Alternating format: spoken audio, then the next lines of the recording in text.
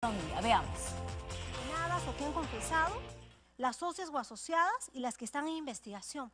Pero, señor presidente, actualmente todas las empresas están en nivel de investigación preliminar. ¿A partir de qué es que están haciendo esta diferenciación? ¿En méritos de qué está la señora ministra alcanzando una propuesta que no ha sido delimitada por el sistema de administración de justicia? Entonces, delimitada por el sistema de administración de justicia, porque a usted no le compete, con el permiso de la presidencia, decir quiénes son condenadas cuando están en etapa de investigación preliminar. Entonces usted nos está dando temas en los que la justicia no ha avanzado. La primera es, bueno, si el Ministerio de Justicia tiene la capacidad o no de implementar que ha definido como un mecanismo legal. A nosotros en el Congreso de la República se nos exige, las comisiones, que cuando vamos a dictaminar tenga un número mínimo de informes que puedan vincular los dictámenes. Y aquí el presidente Eresi, que es reelecto en la Comisión de Justicia, conoce perfectamente lo que aludo.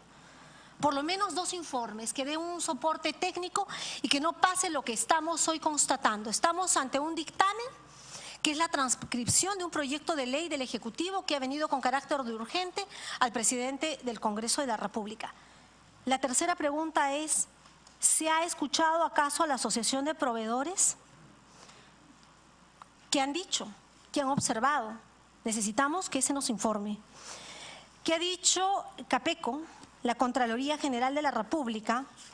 La señora ministra de Economía y Finanzas ha dicho, respecto al impacto significativo de la economía nacional, que hay 30.000 millones de inversión por ejecutarse, y aquí había un problema respecto a las cartas fianza, por ejemplo. Entonces, la Superintendencia de Banca y Seguros ha emitido un informe, y si lo ha hecho, ¿por qué no es parte del dictamen que hoy estamos analizando? La Procuraduría también sería importante que pueda pronunciarse, porque entendemos, si me permite, dice usted en una parte de su exposición, el procurador establece la reparación civil, el juez la determina.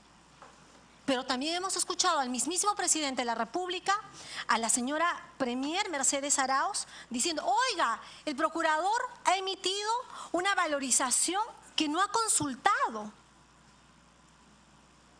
Entonces, ¿de qué competencias en esta materia estamos hablando, señora ministra? Hay un tema que vulnera la Constitución Política del Estado y tiene que ver con el artículo 14 del proyecto de ley, que establece la obligación de que los socios, asociados o consorciados permitan el acceso irrestricto a sus domicilios sin autorización judicial. Esto afecta, señor presidente, y usted, que es presidente de la Comisión de Justicia, debe reconocer que acá hay competencia de la Comisión de Constitución. Esta afectación puede significar vulnerar el principio de la no autoincriminación. No vemos que haya una justificación a esta disposición contenida en el artículo 14. Es más, se corre el riesgo de que en algún momento se vulnere el debido proceso. ¿Y eso a quién beneficiaría, presidente? ¿No beneficiaría acaso a estas asociadas, a las consorciadas? No corresponde a la Comisión de Justicia que usted preside, a la Comisión de Constitución, evacuar un informe que diga si este artículo 14 vulnera o no el artículo 2º, inciso 9 de la Constitución Política del Estado. Creo que en ese sentido habría que hacer algunas apreciaciones. Yo creo que voy en la 5ª pregunta. Pero al iniciar su exposición, la señora ministra, en la página primera, dice: el decreto de urgencia 003 ha cumplido con 2 objetivos. El primer objetivo que ha cumplido, a decir del MEF, evitar que las empresas vinculadas a delitos de corrupción transfieran recursos al exterior y no paguen la reparación civil. Señora ministra, infórmenos usted, a través del presidente, ¿cuánto se ha evitado de estos recursos que vayan al exterior? Porque si es exitoso en ese extremo el decreto de urgencia, queremos saber cuánto.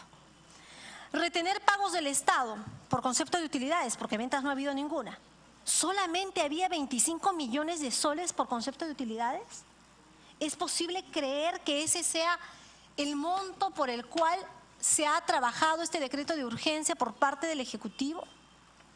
Es una suma, y en la que creo que hemos coincidido con el congresista Violeta, irrisoria, chica.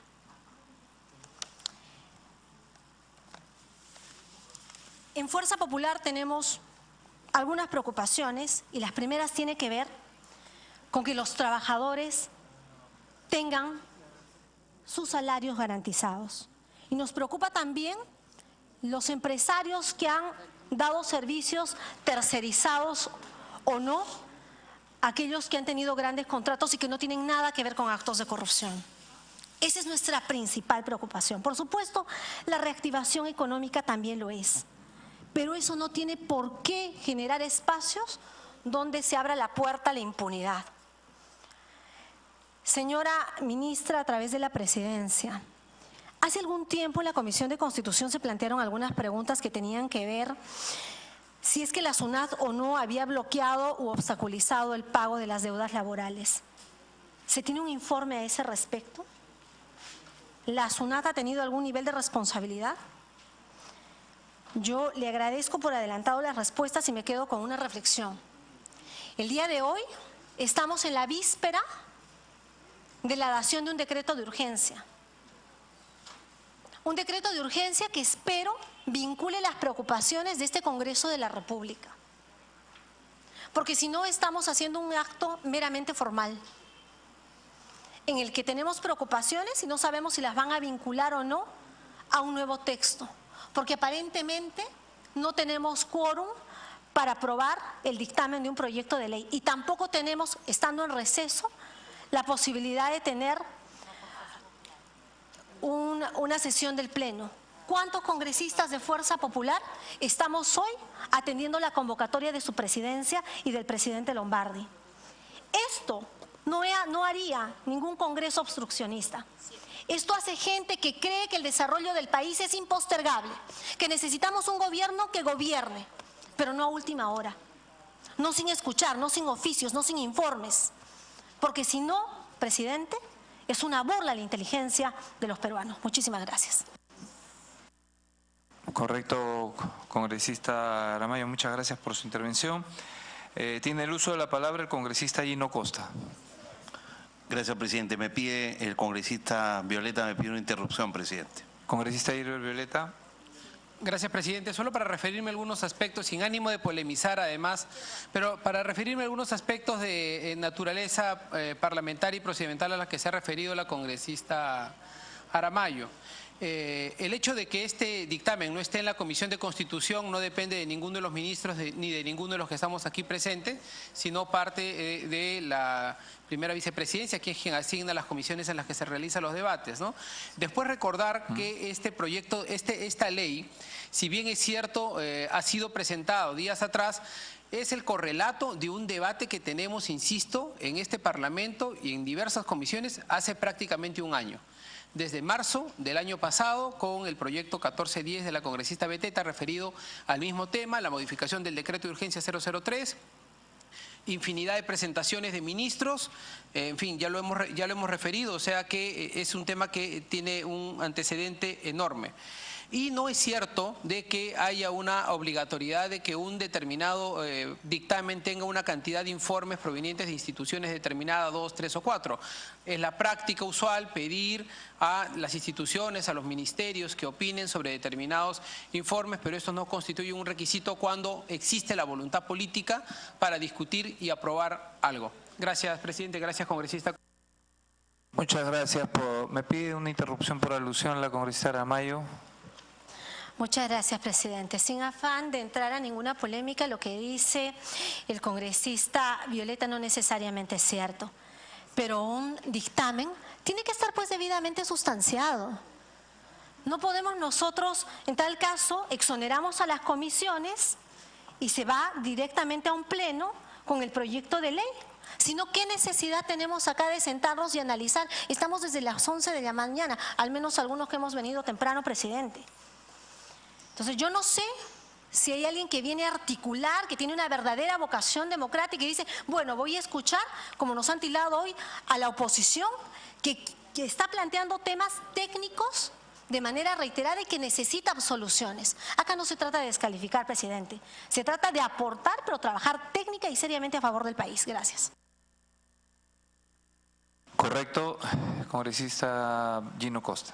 Gracias, presidente. Saludarlo a usted, al congresista Lombardi, a los ministros, la ministra de Economía y el ministro de Justicia y los miembros de la comisión. Yo tengo algunos comentarios que hacer, presidente, y algunas preguntas también. En primer lugar, se ha dicho que el 003 surge frente a un hecho inédito. Inédito en la historia republicana del Perú, y el hecho inédito es el caso Lavallato, pero específicamente el rol en los hechos de corrupción que jugó la empresa Odebrecht, que reconoce ante las autoridades judiciales de Estados Unidos, de Brasil y de Suiza su responsabilidad y llega con ellas a un acuerdo donde se le impone una multa de casi 3.000 millones de dólares. En ese contexto se expide el decreto de urgencia 003 porque hay el peligro, de hecho Odebrecht llega a vender una de las inversiones que tiene en el Perú, y la idea y el propósito del decreto de urgencia es impedir que eso siga ocurriendo, es decir, que Odebrecht, que es una empresa corrupta que ha asumido una multa multimillonaria con el gobierno americano, brasileño y suizo, se deshaga de sus propiedades en el Perú para cumplir con esas obligaciones que tiene fuera. Ese es, digamos, el propósito principal del 003. En esa situación se ha hablado acá de la posibilidad, ¿no es cierto?, de que a través de la justicia se intervinieran las empresas de este grupo. En realidad la justicia no había actuado para hacerlo y por tanto el Ejecutivo se ve en la obligación de innovar y toma esta iniciativa. Con todas las limitaciones, el 003 por lo menos cumplió el propósito principal que se propuso, que es el de impedir que esta empresa, que tiene responsabilidades en términos de indemnizarlos por los daños ocasionados, pueda,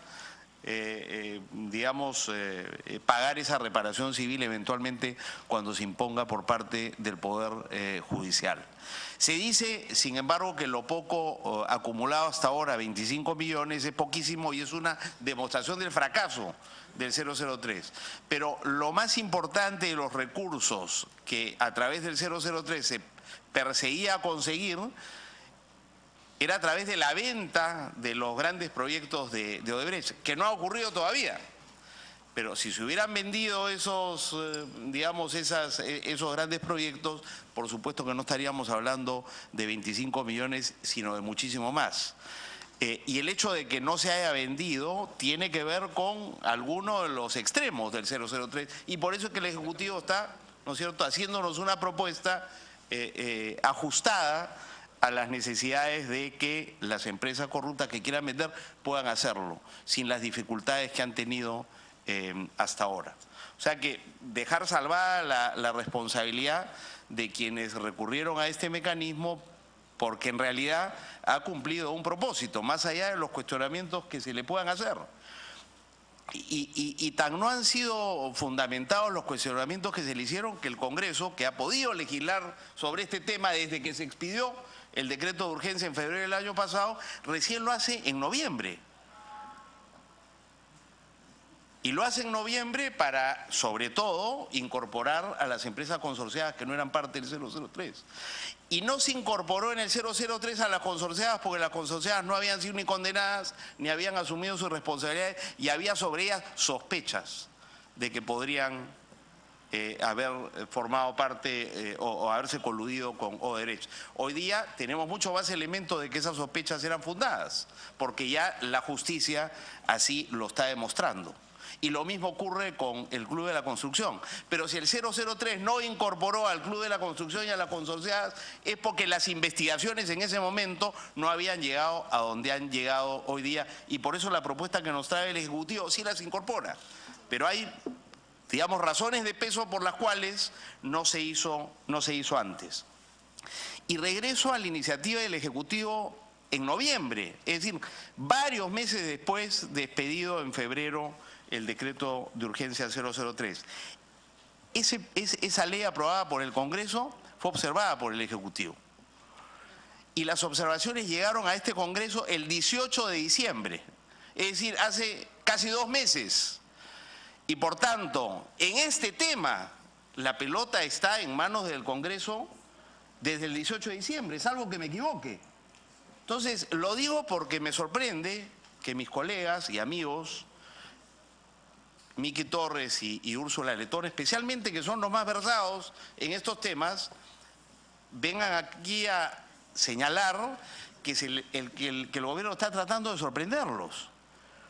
Qué sorpresa si digamos, el esfuerzo legislativo sobre este tema en el Congreso se inicia a mediados de mayo con la iniciativa de la congresista letona y termina en noviembre con la aprobación es decir, 6 meses de trabajo donde ellos han tenido un rol protagónico. Entonces, lo estoy diciendo porque yo quiero concluir haciendo una invocación para que con ese conocimiento en profundidad que tienen de los hechos, nos ayuden en este plazo corto que tenemos, ¿no es cierto?, a arribar a un proyecto de ley que recoja las inquietudes que ellos tienen, en lugar de que se laven las manos diciendo, mire, es un asunto tan complejo, nosotros no tenemos la capacidad técnica de pronunciarnos y por tanto que el Ejecutivo, ¿no es cierto?, se haga cargo del asunto.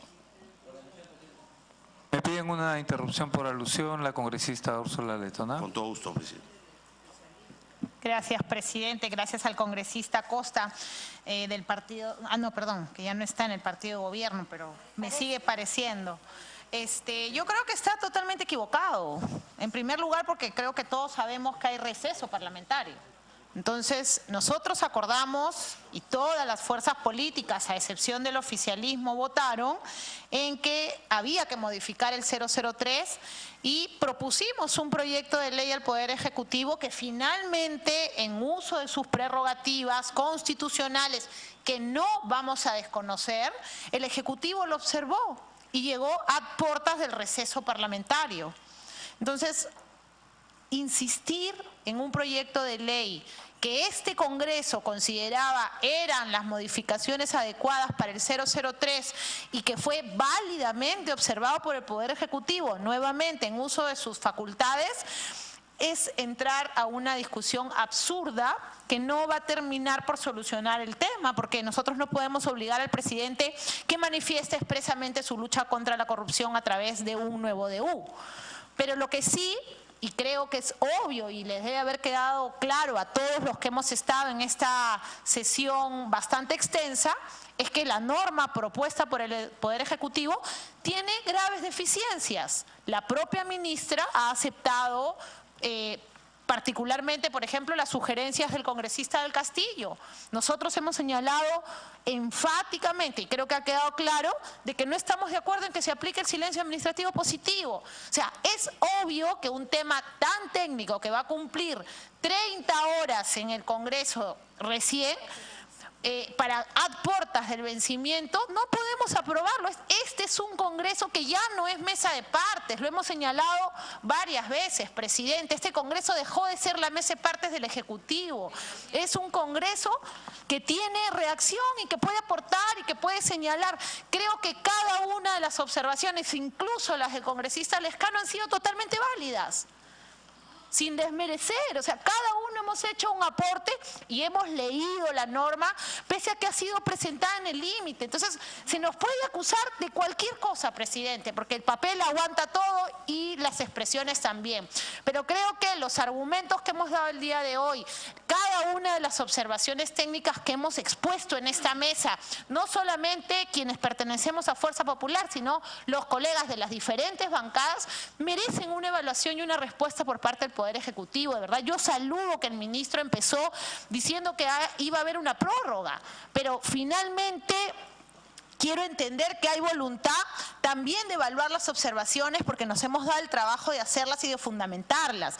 Pero lo que no puede haber es acá una especie de intención de señalar con el dedo, porque hemos trabajado, hemos hecho esfuerzos por mejorar el marco regulatorio. Lamentablemente, lo que el Congreso consideró como apropiado, el Ejecutivo lo rechazó.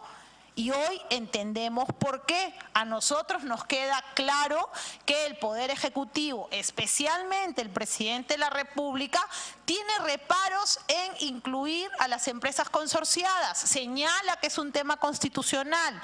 Hay una discrecionalidad enorme. Hay la posibilidad de poner un silencio positivo que nosotros en realidad, y lo reiteramos, no podemos permitir. Entonces, presidente, yo le pido a usted que tenga en cuenta estas observaciones al momento de elaborar el texto sustitutorio, si es que corresponda, y que en el dictamen se desvirtúen cada una de las propuestas de los congresistas, porque es el mínimo de respeto que merecemos para quienes hemos venido en este receso, porque es nuestra obligación, y en segundo lugar, quienes nos hemos dado el trabajo de al menos leer y presentar propuestas. Gracias.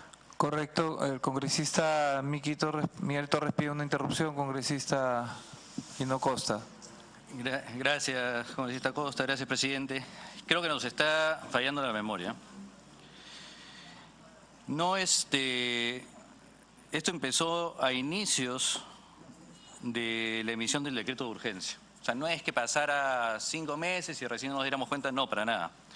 De hecho, creo que fue al poco tiempo que en la Comisión de Constitución nosotros requerimos a los ministros que dieran una explicación de su actuar. Y cuando vimos de que no actuaban como ministros, sino como abogados de parte, pues nos llamó la atención. Y creo que nos estamos olvidando de cómo son las cosas, porque no terminó ni siquiera esa legislatura y aprobamos un dictamen. Aprobamos ese dictamen que después se llevó al Pleno. Y fue curioso, porque en el Pleno, cuando uno pregunta y uno dice, oigan, ¿por qué se demoraron tanto en el Congreso? Discúlpeme, presidente, pero por fuerza popular no fue. Digamos las cosas bien en claro. Ese proyecto de ley que venía dictaminado de la Comisión de Constitución se debatió, se volvió a debatir y se continuó debatiendo fundamentalmente porque los miembros del oficialismo o quienes estaban dentro del oficialismo en ese momento ponían reparos a este dictamen. Y nosotros, porque nosotros no somos una aplanadora que simplemente vamos con el poder de los votos, sino con el poder de la razón, decíamos, sentémonos, conversemos, analicemos. Y nos hemos reunido, y con el congresista Costa le consta. Nos hemos reunido más de una oportunidad en donde han estado todos los representantes de los distintos partidos, porque nosotros queríamos sacar una norma consensuada, una norma que no solamente sea de fuerza popular, pero que de ahí nos digan que nosotros no queríamos hacer nada. No me parece que corresponda una afirmación de esa manera al congresista Costa. De hecho, lo esperaría de muchísimos otros congresistas, ¿no? Que digan, sí, no hicieron nada, cuando en realidad sabe, conoce de la cantidad de horas que hemos invertido en este tema y que bueno, y que reconocemos nosotros que el Ejecutivo tiene la facultad de haberlo observado en su momento. Creo que también nos falla la memoria, presidente, cuando, no obstante que ya iba este dictamen en camino, nosotros decíamos, oye, pero igualito, si hemos tenido que ir por este dictamen a medias y un tanto a ciegas, igual vamos a seguir requiriendo información al ministro, a la ministra de Justicia en ese entonces y al ministro de Economía. Y resulta, y yo no sé acá, quizás la presidenta nos pueda ilustrar, pero me parece que fueron 3 o 4 oportunidades en las que se les invitó. ¿Y sabe qué pasó, presidente? No vinieron. Estaban complicados. Estaban con otras prioridades. Y que esto de un momento a otro aparezca de que, oye, sí, vence ahorita el 13 o el 14. Por favor, Fuerza Popular ha sido el primero en advertirlo. Miren las grabaciones de la Comisión de Constitución, miren las grabaciones del Pleno del Congreso. Y nosotros advertíamos y decíamos, se va a venir el 13 o el 14 de febrero y no va a haber nada.